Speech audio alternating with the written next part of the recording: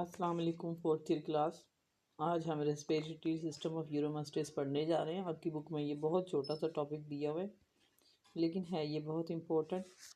ठीक है, मैं इसकी डिटेल बताने जा रही हूँ। इसको जो है दो हिस्सों में डिवाइड किया जाता है। एक तो इसका नेज़ल ट्रैक जिससे हवा होके अंदर जाती है, दूसरा होता है कि इसका आर्गन्स में सारे लंग्स आएंगे।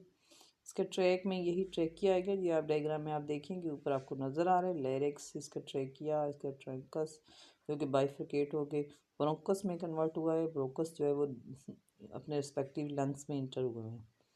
इसके अलावा आर्चीज ये देखिए पल्मोनरी वेन और पल्मोनरी आर्टरी भी लंग्स में इंटर होती हुई दिखाई जा रही है। जो दूसरी डायग्राम में आप देखें आर्टिकुलेट कार्टिलेज है।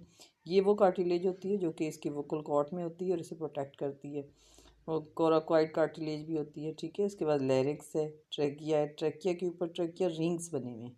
ये ट्रैकिया रिंग्स वो कुरकुरी सी हड्डी होती है, आपने कभी देखी भी होगी। जब बकरा ज़िबा होता है तो आप लोग देखा करें। ये एक्चुअली ये कार्टिलेज रिंग जो होती है ये इसे कोलैप्स होने से बचाती है। यानी कि हमारे गले से होती हुई जब ये लंग्स में जाती है तो इसके ऊपर अगर प्रेशर भी पड़ जाए तो ये बंद नहीं होती।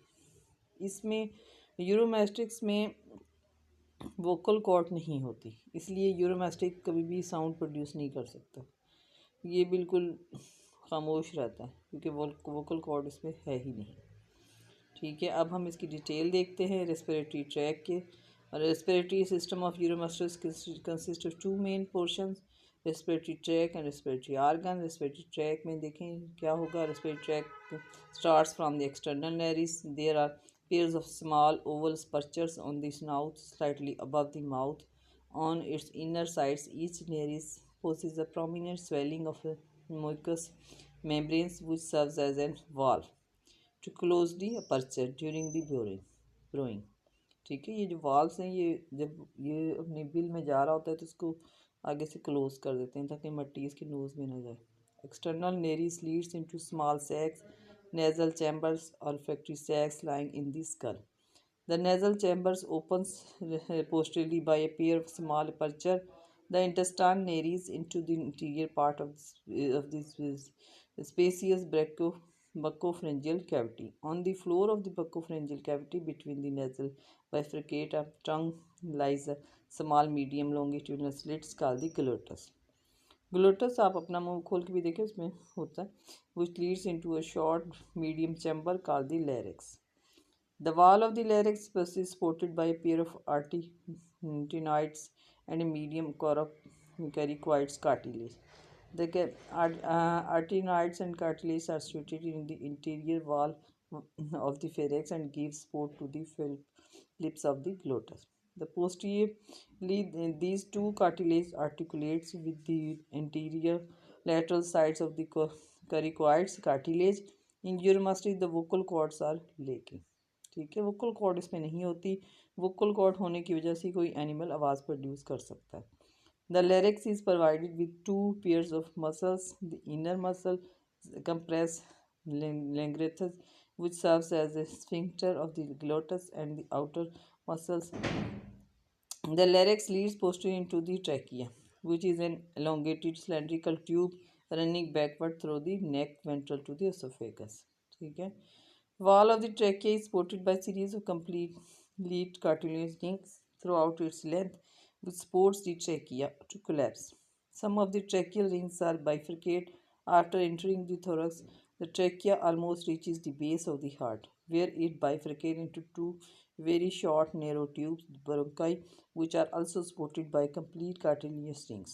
Each bronchus enters the lungs of its sides and does not branch into intrapulmonary extensions or bronchioles.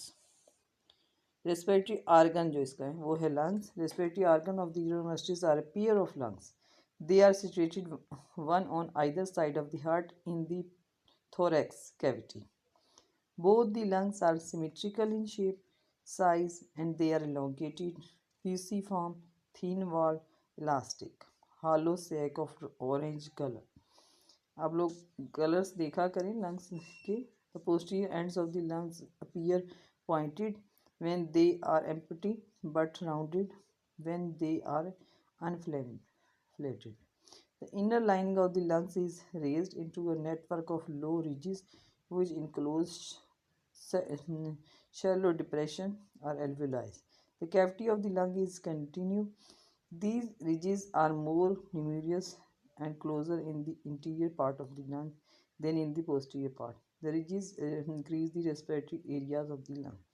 The wall of the lungs and the alveoli have a rich supply of blood by capillaries. ठीक है. Mechanism of respiration क्या होता है? थोड़ा in uromastosis the mechanism of respiration is different from the frog. The process of respiration is affected by ribs and their intercostal muscles.